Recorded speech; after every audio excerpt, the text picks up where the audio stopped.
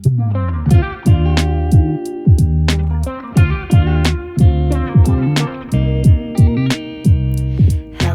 and welcome back to the Nourish with Purpose podcast. It's Bailey, and I hope you're having a great Wednesday or whenever you're listening to today's episode. Today's episode is just going to be a chatty one. I'm going to catch you up on some fun things happening in life right now, catch you up on some things that are filling my cup, all the things, winter, hibernation, nesting, if that's what you might call it. I don't know, but all I know is that I'm enjoying this winter a lot more than I have in the past. And I'm really not 100% sure what is contributing to that, but I feel like I entered into this season at such peace with where life was at. And I say that with a lot of humbleness and humility because I have not always felt that way. I feel like the holidays bring up both good and bad emotions, maybe, or negative emotions, not even bad, right? There's so many things to be grateful for, so many things happening around us. But at the same time, I think almost mourning a year and having some maybe anxiety or anticipation for the year ahead, this is always kind of an odd window of time. And I'm going to do a whole deep dive into reflection and kind of lead you through a free masterclass that I'm also offering on reflecting on the new year, setting intentions, but also reflecting on what you did within the 7 dimensions of your wellness this last year to support your body and what needs support moving into this next year, right? Moving into 2025. So it's something I want to definitely deep dive into. If you don't know what the 7 dimensions of wellness are, something I will definitely explain further, but you should definitely look into it. How many times can I say definitely? Because I think it gives you a really good breakdown on how you can evaluate your whole body health and find those micro habits within each area that maybe need a little extra support. So that'll be coming in the following weeks. But again, today I just wanted to keep it very casual, very chatty.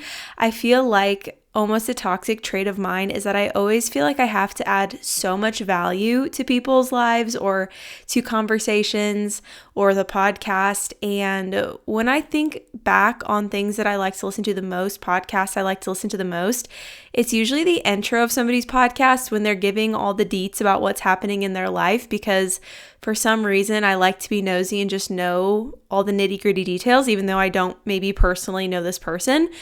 And that's kind of what today is going to be. There are some things that have been happening in the last week or couple of weeks that I'm just excited to share about, deep dive into. I've been sharing a little bit on my Instagram stories about some things that are kind of outside of my realm that I've really been enjoying, having to do with house renovations and house projects. And there's some things in motion. And so that always makes me really excited. But before I get into the things right now that are filling my cup, I want to just enter into the segment where I talk about how I'm nourishing my mind, body, and spirit, knowing that we need to tap into or take care of all three in order to live a truly nourished life, at least in my opinion.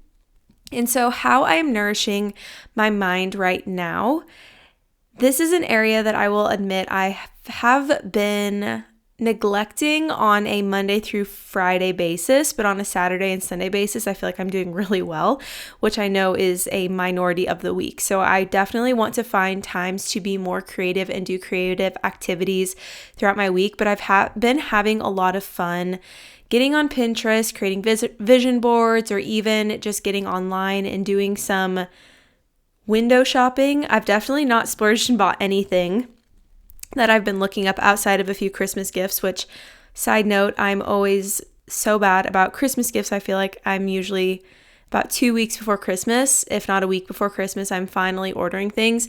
So I placed an order yesterday and it's supposed to be here on December 24th. So fingers crossed that the gift gets here by then. But that's what I mean, is I'm usually just like a window shopper. I'll get online, look up a lot of things that I want, and then I will never actually make the purchase, which is actually kind of a good thing when you're renovating a home, because you don't want to buy things that you don't necessarily need or that won't be beneficial for the project. But I've been putting together some mood boards and creating a vision for both our bathroom, the nursery, and our bedroom. All three of those are kind of our projects in motion right now. And that has just been very fulfilling. I was talking to my friend Delaney about how I wanted to start a new hobby, because I feel like I work and I hang out with my husband and that's about it, and our dog. And that's fine for me. That's fine with me. But at the same time, having something that I do, I've talked about this in weeks past, that taps into that creative side always is very fulfilling for me. And I've done it all, folks. I've made wire wrapped rings. I tried to make spoon rings. I remember back when I was in junior high and high school, staying up sketching drawings for clothing that I wanted to design. And I've always had that itch, but I feel like I've had a hard time knowing what to channel it into. And so I was telling her, my friend Delaney, I'm like, maybe I should buy a sewing machine and learn how to sew. She's like, I don't know if that's an extreme you need to go to. Maybe like get an adult coloring book or something. She's like, maybe I'll send you an adult coloring book. I'm like, yeah, you're right. Like, I don't need to do something that extreme to tap into that creative side.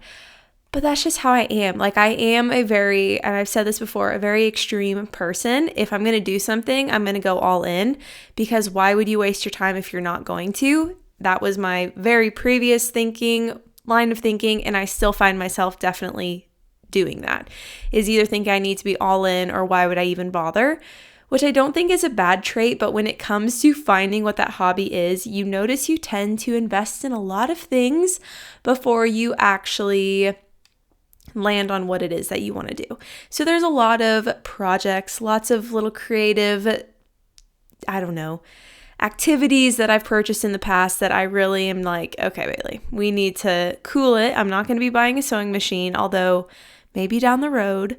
I know that's not something I need now. So Pinterest will be my vice for now. I'll put together mood boards and help kind of design the spaces that I'm hoping to change, at least before baby comes, because we have a whole laundry list of things that we want to get done.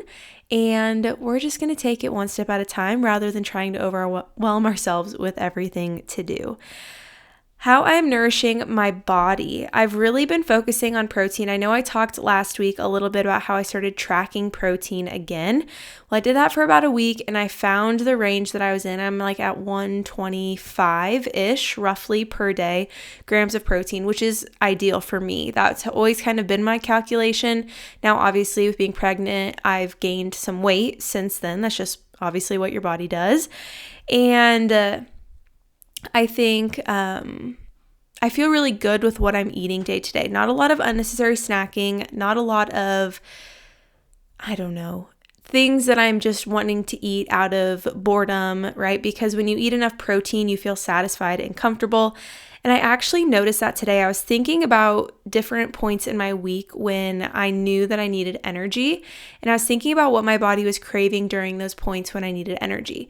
So like there was one night when I was shaping some sourdough loaves and I saw the granola, Purely Elizabeth granola that we have. And it's the oatmeal raisin kind. If you need something to add to yogurt bowls or just have on its own, it is delicious.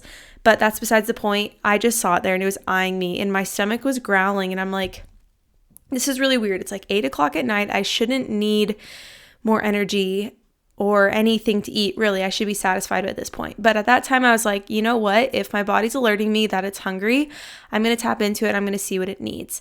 And it's really interesting that when I crave those carbohydrates, it's because I noticed that my body needs energy. And it didn't necessarily need energy at that point in time. That was just an example I was thinking of like, when was I very depleted? Or maybe throughout the whole day, I didn't eat enough or I didn't eat consistently. And then when I saw that food, my body didn't really know how to differentiate, like, is it in the evening? Is it morning? And I was just craving something high in carbs. And I've actually really noticed that a lot throughout pregnancy is when I crave those carbs, when I crave not carbs as in the fibrous fruits or vegetables, but more so like the breads, the starches, the pastas, the flour-based foods, it's because my body needs energy. And I would say that my body is probably functioning at a state that needs more energy right now than pre-pregnancy, just because your body's legit growing another person inside of you and it's insane, but that requires a different level of energy. So protein and then also understanding why my body is maybe craving or needing more carbs has been really helpful just for understanding what my body needs. And that's something I talk a lot about with clients too, is identifying what your body's telling you. And that means we have to kind of strip back all of the negative beliefs that we have around food, right? Of like, well, I can't eat this because it's high in carbs, right? Like for example, granola. I was actually thinking about this on Monday about how I used to avoid granola. I would use cereal as my granola because I knew that you could get Special K cereal, which is not the highest quality, but at that time I just cared about calories. I'm like, well, if I use Special K cereal on my yogurt, it'll taste more like granola, but it will have less calories.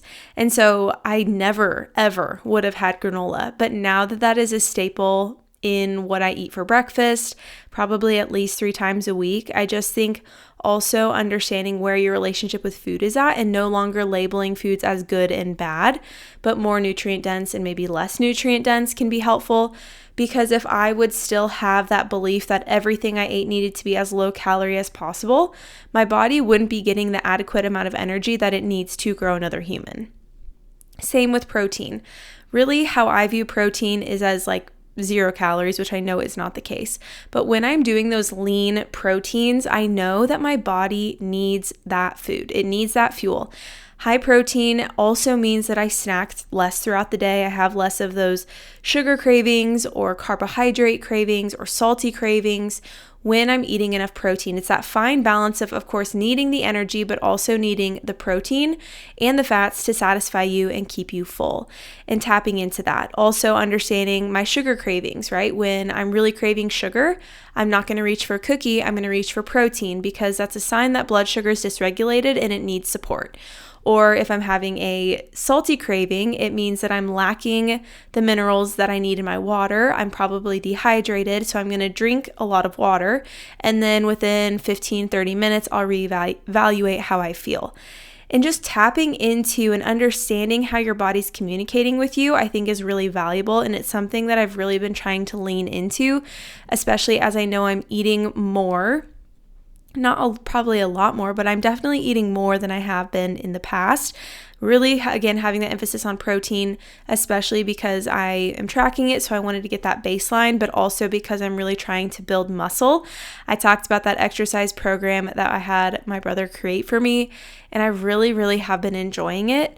Just getting back to, I talk a lot about foundations, but the foundations of physical exercise, lifting heavy weight. We think we have to make it so complex and so intricate, and we have to spend X amount of time doing all these things. And it's been really healthy for me to have 4 exercises. I think he usually programs like 4 to 5 exercises. I go 3 times through each exercise with a certain amount of reps, and then I'm done. And it doesn't take that much time, but I feel really good afterwards. I can tell a difference in my strength.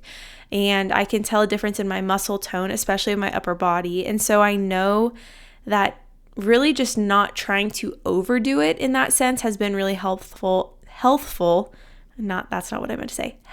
for me mentally when I approach exercise. So a lot of things happening for my physical body and how I'm supporting that. I think I'm just very aware of how I'm doing that now because I'm not just thinking about myself, but I'm thinking of another person too. And then how I'm nourishing my spirit. Now, this is one that, I would say is always consistently the Bible study, but I've also been journaling a little bit. That's a habit that I know I was really good about doing probably a year and a half ago, is sitting down in the morning and taking deep breaths. I would do a meditation and a prayer and read my Bible or do a devotional, and I would spend a lot of time sitting with my Bible, but also visualizing what I wanted to happen, or not so much of a manifestation because I believe a lot more in the power of prayer than the power of manifestation.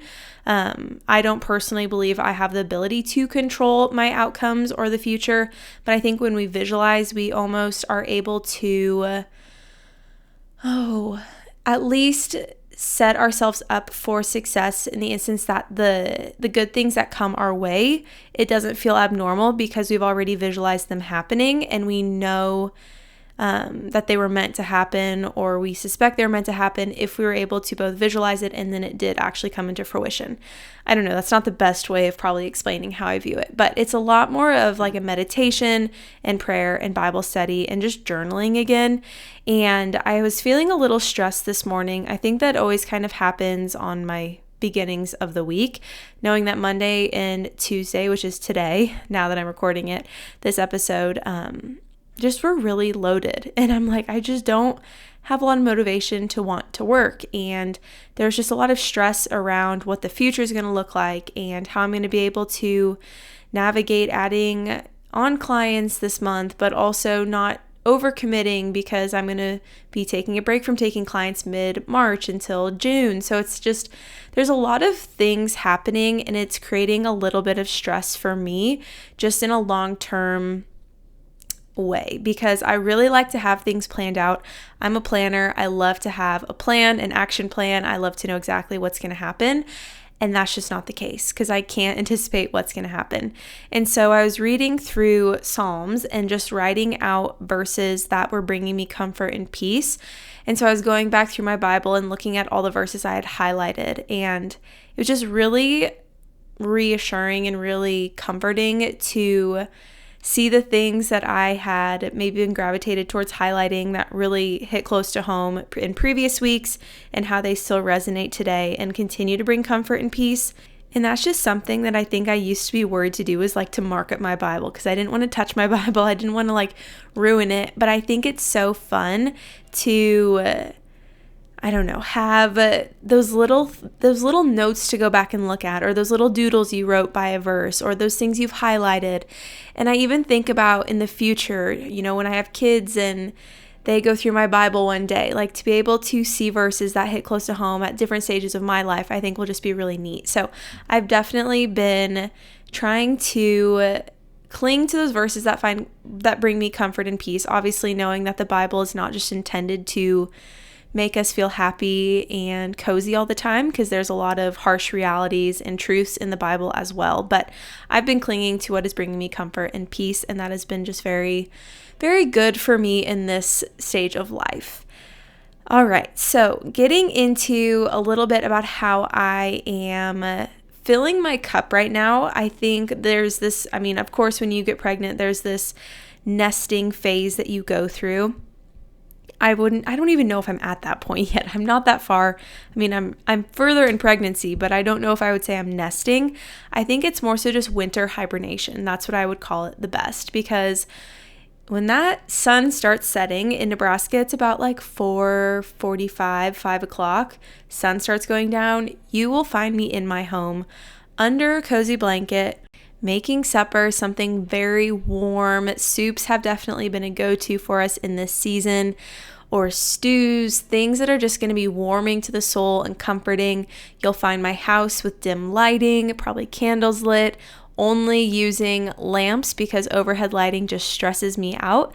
And I think that's definitely something when you spend a lot of time on your computer throughout the day. Looking at any harsh lighting just makes my brain want to explode. And so that is something I've consistently done, is just dimming the lights. And I noticed too, just the temperament in winter of our household is so calm. In summer, I feel like I'm trying to do 500 things and get all these things done before the sun starts setting, which is at like 9:30 p.m. But now as it gets dark out earlier, I feel like I really just wind down a lot earlier. I feel a lot more relaxed. And I used to hate winter. Honestly, until this year, I hated winter. And I don't know what it is, like I said, about this year, but I just feel at such peace. And I think a lot of that comes down to me not forcing myself to continue to do too much all the time. I like to create a to-do list. I like to get a lot of things done. But at the same time, it's that understanding of our bodies are meant to slow down in this season. We're meant to just relax, spend time with the people we love, be inside of our homes, because for a lot of us, it's probably getting colder outside, or we get a little less sunlight, but maybe we spend more time in the sun when it is out. So it's just about your priorities and what you want to get done in the day, or how you want to support your body and your health. But I really think that the change in seasons is always just a good reminder that our bodies are meant to adapt to the seasons. You'll notice in winter, you want to sleep more. Something I've definitely been doing is sleeping in a lot later. And then in the summer, I wake up earlier and I stay out later. It's just a difference. And I think when we really tap into that, and this is probably the first year I've done that, is really tapping into the seasonal change and how my body needs support during the change in seasons, has been really refreshing, honestly. Other things that are filling my cup right now is baking sourdough. Now, this is something that I feel like I always forget how much I actually love to do. I think it's a lot. I mean, it is a lot of work. It's about a 48-hour process just to make 2 loaves of bread, because I do let it proof in the fridge for a bit. And if you don't know any of this verbiage, totally fine. Just know it takes a long time to make sourdough. So if anybody's ever made you a loaf, it was a labor of love for sure.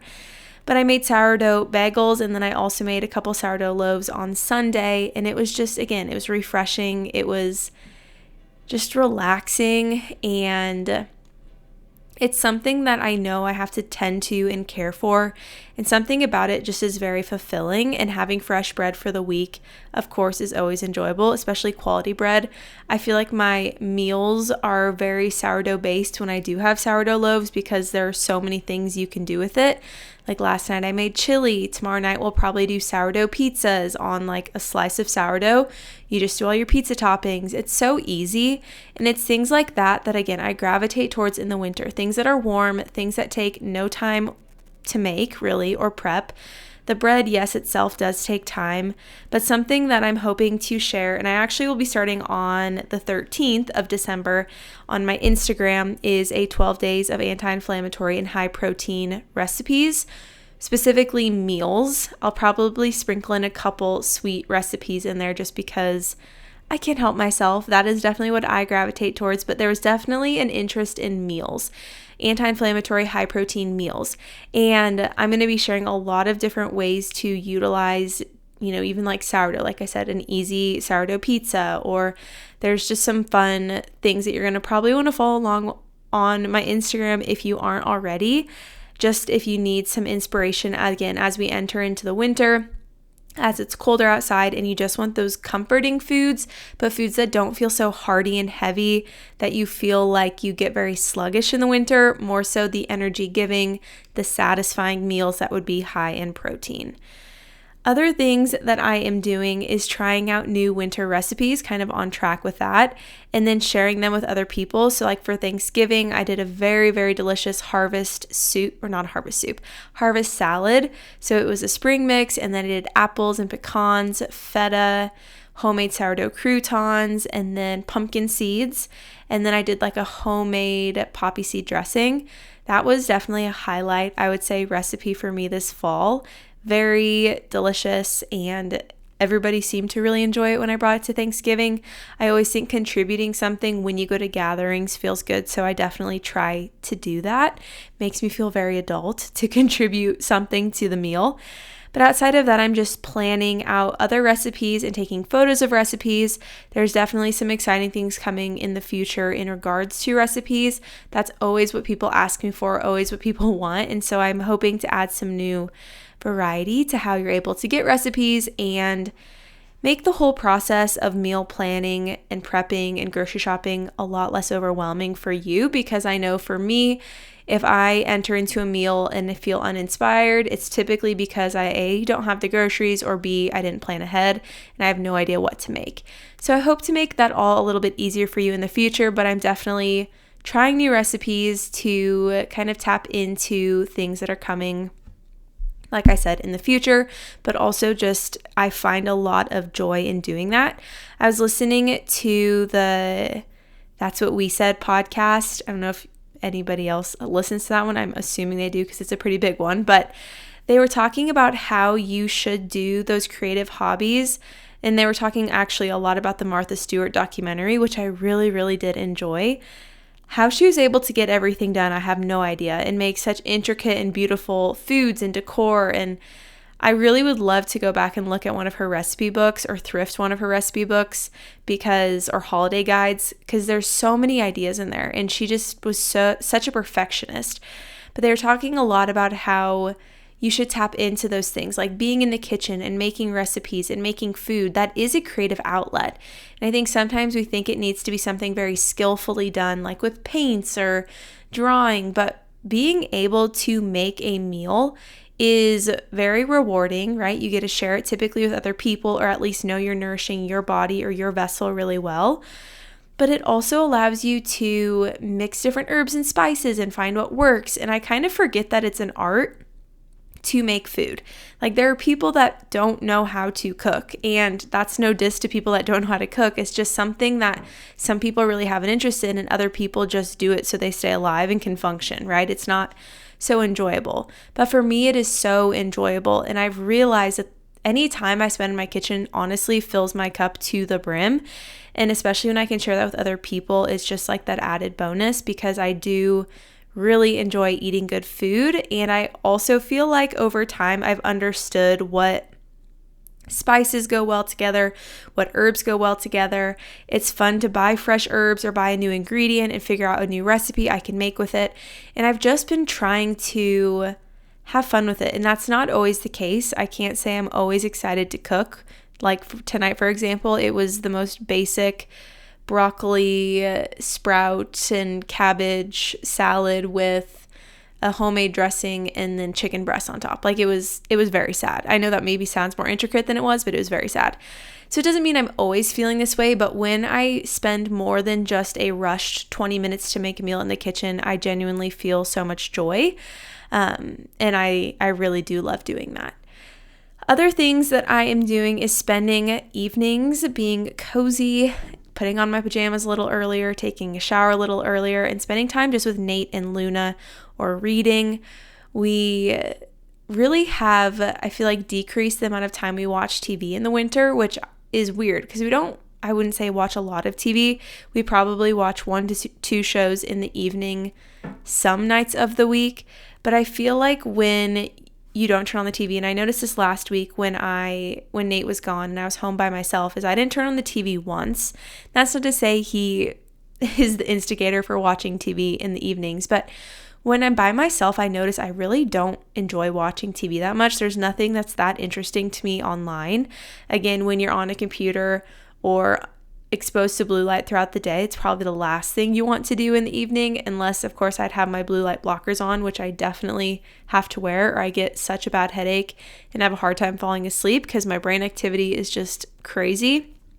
But when we spend time in the evenings, I feel like we've been maybe spending more time in the kitchen or making our meals. Sitting down at the dinner table and lighting a candle and just having conversation is something that I know is longer too in the winter. I feel like we just sit and we're a little less rushed to do things in the evening because it's dark outside anyway, like I've been saying.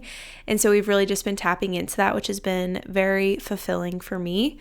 I've also been trying to get outside for daily walks. This always fills my cup. Either if I'm downstairs on our treadmill, I'll be watching some sort of YouTube video, which I love YouTube. Every time I watch it, I wish that I could create YouTube videos and, I don't know, have a passion and have a vision for that because I love it. That's my favorite platform, probably more than Pinterest, is YouTube and watching vlogs, which I used to think felt really dorky to say out loud, but I've realized a lot of people do that.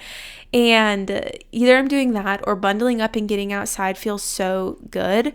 I don't know. I think really getting that really ridiculous sleeping bag of a winter coat made the biggest difference for me, not being afraid to get outside and go for a walk.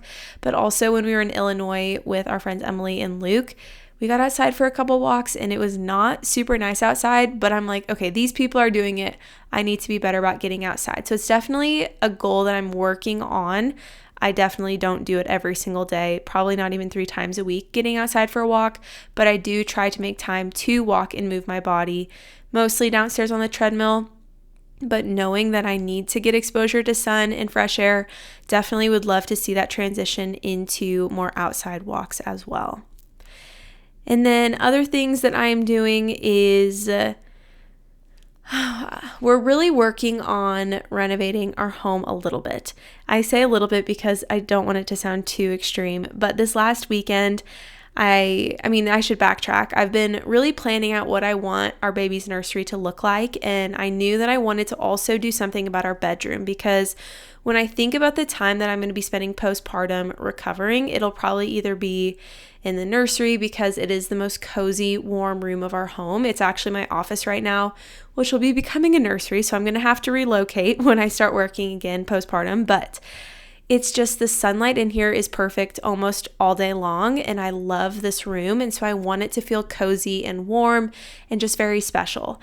And I was also thinking about our bedroom and how, okay, if I'm obviously in bed resting or whatever the case is. I just want to be in a room that feels comfortable.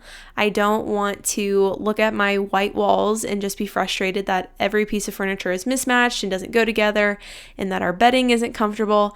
And so there's just things that I'm wanting to adjust in that space so that when I walk in there, it's like, okay, this feels like a comfortable, relaxing space to be in. It doesn't feel stressful. I feel like right now it feels just a little stressful because I don't like how it looks, and it's really been the last thing that we've put any energy into is decorating our room because we really just don't spend that much time in there. But knowing I'll probably be spending more time in there, I want it to, again, feel cozy. So this weekend, my dad helped us put up this beadboard. So in our dining room, if you follow me on Instagram, I've probably shared this before, maybe not like visually if you've not seen this, but we have this wainscoting on the wall, and it's like these, a thicker board on the top and then smaller strips on the bottom. And we repeated this pattern on 3 walls of the nursery. Again, my dad helped us do that. Thankfully, he knows how to do everything, I feel like. And he was able to help us kind of get this going. Then we also did 1 wall of our bedroom, and then I picked out some paint colors, and I really tried to match some of the artwork that I have kind of based the nursery around. The nursery is going to be kind of a warm, it's like a bluish green.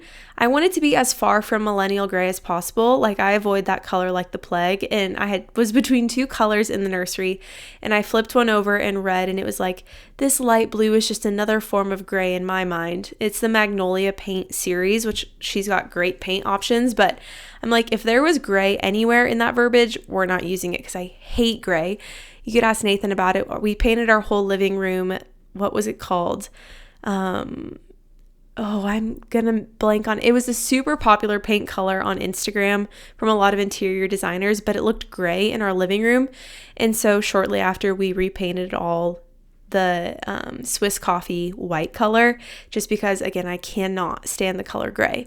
And so I didn't want the nursery to resemble that at all. And so this weekend we did that, and then I patched some of the holes with a wood filler, which felt very craftsmanlike, sanded it all down, and then this next weekend we will start painting that. And it'll just feel good to have that all, really for the most part put together. I've been finding some different pieces of furniture that I want to add into the nursery, and also finding furniture for our bedroom. I'm trying to be very responsible with the purchases that I make and very forward thinking. And so, I really also like to be sustainable, knowing that we will be using probably the dresser in the nursery for a really long time. I'm just going to buy one that's brand new from IKEA that I've gotten in the past. It has 6 drawers. They pull out super nice and easy. I'll probably do like a honey stain on that piece of furniture. And then in our bedroom, I'll probably try to find some secondhand things. Again, I've created vision boards. It's just been really fun to put that together and have something to tap into. But then we also had a guy come out to look at our bathroom yesterday, and I missed most of the session because I was leading exercise classes, but it was, my husband said he felt really good about it. I already have the tile picked out and the flooring picked out, and really we just have to send him photos of what we want, and he's happy to work with us to make it work. We are finally getting rid of the window in the shower and the wood trim in the shower. This will be like late January, but I genuinely couldn't be more excited. Again, I want it to just feel safe and warm and cozy. And something about that just makes me feel a lot better bringing a child into a home where it just feels cozy. I think there's so many projects around the house that we've put off for honestly about a year, if not a little bit more, because we just didn't get to it, right? Like, now is the time to do it. I think it gives us a little push knowing that mid-March we will not be working on house projects for a bit, and I want everything just to feel very put together. I think something that, you hear is like, well, don't push yourself to get everything done during pregnancy around the house. The baby won't know if the home is warm and cozy or not, or if their nursery's perfect. But those are the things that matter to me. And so yes, like, I fully understand our child's not going to care. I care, and I care about the space that I want to be spending that postpartum period in. Something I haven't really talked about but am hoping to implement is the first 40 days. And it really is spending the first 40 days in your home or in spaces that feel comfortable and relaxing to you, not trying to force yourself to get up and do too many things, and letting your body fully recover, taking care of yourself, taking care of your child, and eating foods that are warm and comforting. And I think a big piece that plays into that is also being in a space that feels comforting. And so that's why I think I just get so giddy when I think about even the smallest things that we've done to renovate our house. Like even in our kitchen, I've picked out the tile in there. We are not handy people, so we have to have people install everything for the most part. But this weekend, Nate and I put up shelves in our pantry, and just that alone, it is so satisfying to now look into my kitchen and we have shelves in our pantry and we don't have mismatched furniture because we don't have doors on our pantry. Like, it's just these things. I'm like, Nathan, we've literally put that off for a year and it took us like maybe an hour to do this weekend. And it's just, there's so many steps that come down to it. And when you're not handy people like us, you need outside help. Like I need help from my dad or need a saw or equipment to make things happen. And so we've just been dragging our feet. So it's been kind of that nudge for us to get things done. And it's really been a lot of fun. I'm excited to see things come together. My friend Katie will be living with us in end of December until late January. But I would like to have everything in the nursery pretty much done, except for we would have a bed in here instead of a crib and the rocker. So furniture might be a little different, but at least to have decor and things put together will feel really good. And again, I'm having a lot of fun doing that. So yeah, I would say those are really the biggest things that are filling my cup. I also have started getting into reading again. Reading is something I'm always off and on about. There's a couple goals that I have for myself in the new year for reading. I for sure would like to get 2 books done every month. I think I went into this year with like a 4 book per month goal. It was a little much for me. Last year I think I read 20 books in the year of 2023, which felt really good. But this last year, I would say the last half of the year, I've really been slacking.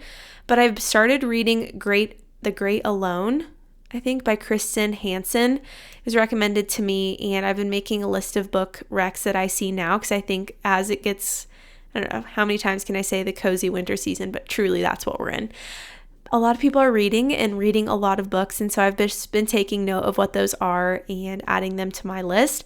But I would also like to get through the Bible, not in a year, but in 2 years. And that sounds very long-term ambitious, but there is a certain book that you can get that has the Bible laid out in a story format. But I also noticed that the Bible that I have is a study Bible, and it has a 3-year plan for reading through the Bible. And this sounds really, really bad. But when I was looking at that, I'm like, 3 years? Like, I'm going to dedicate 3 years to reading through the Bible. And then I'm like, but think of the value that comes from that. Like, I could sit and read a book for hours, but why do I feel like there's just like this tension when it comes to reading the Bible that I couldn't do it in 2 years yet? And so I don't know, I've been setting some goals around that, but really reading and getting into that again has been really enjoyable, especially in the evenings as it gets later, to just be able to lay in bed and read, basically to help myself fall asleep pretty quickly, has been very fulfilling as well. So I know I shared a lot about myself, a lot about what's happening in my life, but hopefully you found any little bits of this interesting. And I really just encourage you to leave this conversation with ideas around what's filling your cup, right? Like, spend some time in the next 30 minutes or even in this next week to think about what is filling your cup, because we all go through different seasons. We all go through highs and lows. Although, yes, I talked about all the wonderful things happening in this season, I don't always touch on the more negative things or things that I'm struggling with. I try to be very open and transparent about that. But I do think there's something that comes when we focus on gratitude and focus on the things that are going really well and that are fulfilling. For you, if winter's a really hard season, which I know it is for a lot of people with seasonal depression or seasonal mood disorders, it can be a really dark time. And that's not to say we always just have to look at the good, because there's that balance there, right? Of finding that balance between being grateful, but also being realistic and having empathy for ourselves and maybe the situations we find ourselves in.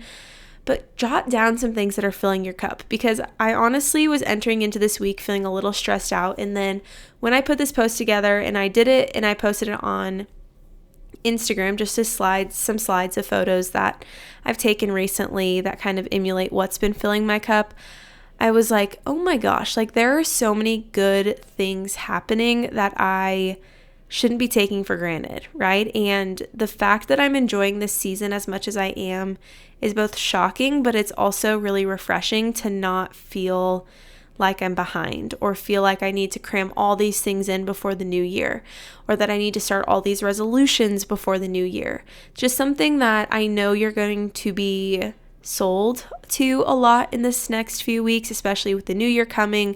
Maybe you'll be reflecting on your year and you're not so happy about how things have played out, or maybe you didn't get everything done this year that you wanted to, had some failures, had some hard lessons to learn, maybe you lost some people in your life.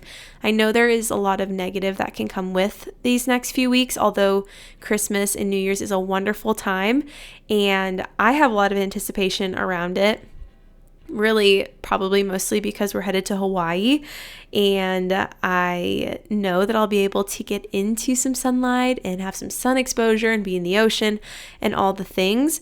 But that doesn't come with me trying on swimsuits at 26 weeks pregnant and thinking, what in the golly am I going to wear? Because it's a lot to take in. It's a lot to take in. That's all I'm going to say. But again, I'm grateful in this season that I've healed my relationship with food and I've really tried to heal my relationship with my body, even though, like I said, you don't have to love your body at every stage of life and be obsessed with it. You do need to honor it and really respect it and be grateful for it. And I think that comes with every season of life as well. You don't need to love and be obsessed with every season of life that you find yourself in, but you can appreciate the small things that are happening around you that are making really a big difference on how you feel overall. So just some little tidbits to leave you with, but we'll go ahead and close today's episode in prayer. So dear Lord, just thank you for today. Thank you for the change in seasons and just those gentle reminders that you've created us to live in accordance to what's happening around us and that we get to experience seasonal changes, even though those might come with highs and lows. Thank you for giving us little pockets of joy in sometimes the darkest times. Thank you for whoever is listening to today's podcast and this episode and just continues to come back and listen. And thank you for giving me the space and the opportunity to share openly. I just am so grateful for this platform and the ability to share very transparently. And I just pray that there's some value to be found in today's episode that they can leave with. I pray for those who are moving and traveling, that you keep them safe as they go see family or go on vacations or move into new homes. And I also just pray for people's finances in this time. There's a lot of demands financially, and I just pray that they entered into it responsibly, but also with gratitude for the gifts, monetarily gifts that you've blessed them with in this year, and that they're able to pass that forward to whoever it is that they're hoping to either give gifts to or take care of in this season. Thank you again for today and the blessings that you've sent our way. In Jesus' name we pray. Amen. All right, so if you're interested in following along with my life outside of the podcast, you can find me at Nourish with Bailey on Instagram. Like I said, I will be posting 12 days of high protein, anti-inflammatory recipes. I'm super excited about it. Really feeling inspired again to be cooking and baking. And I'm excited to share that with you. Otherwise, my email is in the description of today's episode. You can always reach out and connect with me there. And if you have any questions or concerns about your health, I am doing blood consults or blood work consultations until February. And the last month to join any sort of one-on-one coaching will be this month, December. So just putting that out there, if you felt a call or a desire to take care of yourself in this season, not trying to sell or pitch anything to you, but just wanted to give you that opportunity to take care of yourself because you're worth it and you deserve it. So with that, I will talk to you again next Wednesday. Bye.